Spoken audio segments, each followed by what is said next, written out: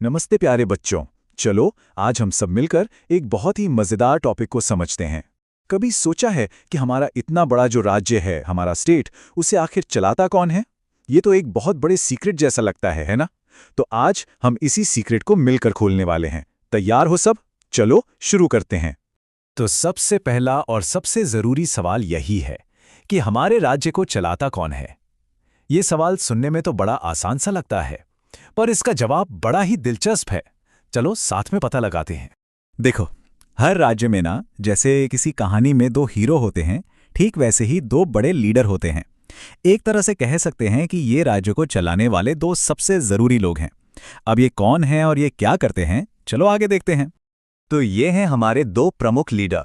एक होते हैं राज्यपाल यानी गवर्नर और दूसरे होते हैं मुख्यमंत्री यानी चीफ मिनिस्टर।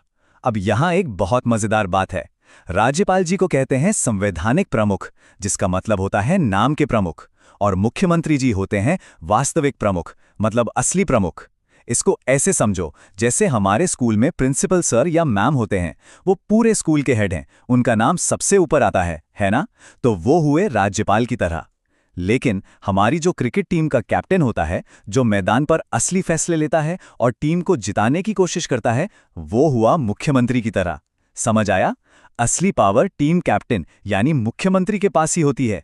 तो अब मन में ये सवाल तो जरूर आ रहा होगा कि ये असली लीडर यानी मुख्यमंत्री आखिर बनते कैसे हैं? इसका एक पूरा प्रोसेस होता है। चलो अपनी कहानी में अब आगे बढ़ते हैं और इस प्रोसेस को भी अच्छे से समझते हैं। मुख्यमंत्री बनने के ये 4 सिंपल से स्टेप्स हैं, बिल्कुल एक गेम की तरह। सबसे पहले पूरे राज्य में इलेक्शन यानी चुनाव होते हैं, जिसमें सब बड़े लोग वोट डालते हैं। फिर जिस एक पॉलिटिकल पार्टी को सबसे ज्यादा सीटें मिलती हैं, हम कहते हैं कि उसे बहुमत मिल गया, मतलब वो पार्टी जीत गई।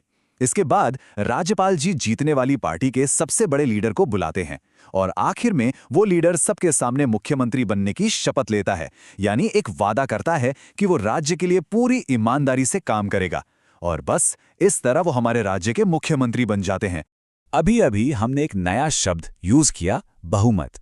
ये क्या होता है? चलो इसे अपनी क्लास के उदाहरण से समझते हैं। बड़ा आसान है। मान लो आपकी क्लास में 40 बच्चे हैं और 2 टीमें बनी हैं। जिस टीम में आधे से ज्यादा यानी 20 से ज्यादा बच्चे, मान लो 21 बच्चे होंगे, तो हम कहेंगे उस टीम का बहुमत हो गया। बस इलेक्शन में भी यही होता है।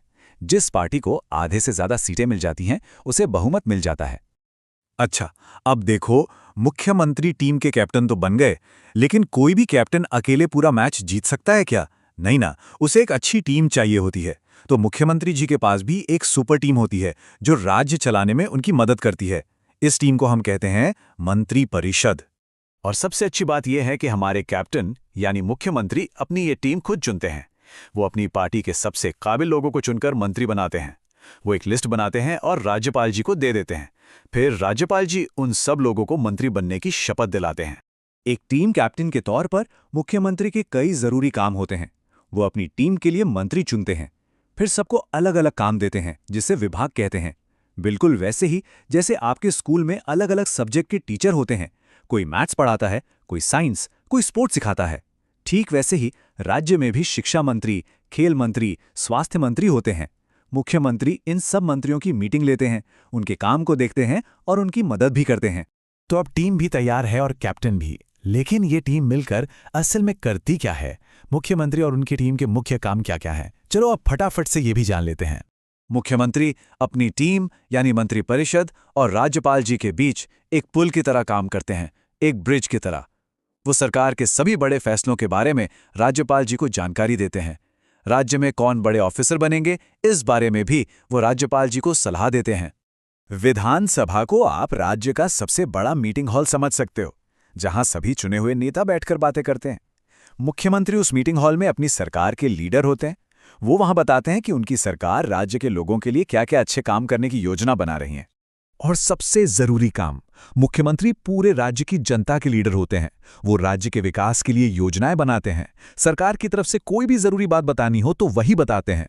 और वो आम लोगों से भी मिलते हैं, उनकी परेशानियां सुनते हैं और उन्हें दूर करने की कोशिश करते हैं। वाह, हमने तो आज बहुत कुछ सीख लिया। अब चलो एक छोटा सा मजेदार रिकैप करते हैं, ताकि ये सारी जरूरी बातें हमें हमेशा के लिए याद रहें। हम इसे कुछ खास नंबरों से याद रखेंगे। नंबर 1, हमेशा याद रखना, मुख्यमंत्री ही राज्य सरकार का नंबर 1 यानी असली लीडर होता है। राज्यपाल जी नाम के प्रमुख हैं, पर असली ताकत मुख्यमंत्री के पास ही होती है। नंबर 6, ये एक बहुत ही इंटरेस्टिंग रूल है। कोई भी व्यक्ति बिना चुनाव जीते भी 6 महीने के लिए मंत्री बन सकता है, लेकिन इन 6 महीनों के अंदर अंदर उसे चुनाव जीतकर विधानसभा का सदस्य बनना ही पड़ता है, वरना उसकी कुर्सी चली जाती है ना मजेदार नियम? और आखिरी नंबर 15%। मुख्यमंत्री जी की टीम यानी मंत्रिपरिषद बहुत ज्यादा बड़ी नहीं हो सकती। विधानसभा में जितने टोटल सदस्य होते हैं उसके सिर्फ 15% लोग ही मंत्री बन सकते हैं। ये नियम इसलिए बनाया गया है ताकि सरकार का खर्चा ज्यादा ना बढ़े। तो आज हमने मुख्यमंत्री के बारे में सब कुछ अच्छे से समझ लिया। अब जाते जाते आपके लिए एक सवाल। जरा सोचो, अगर आपको एक दिन के लिए अपने राज्य का मुख्यमंत्री बना दिया जाए तो आप सबसे पहला कौन सा काम करोगे? अपने स्कूल के लिए, अपने शहर के लिए, या फिर पूरे राज्य के लिए? इस पर जरूर सोचना। उम्मीद है आज आपको सब कुछ अच्छे से समझ आया होगा।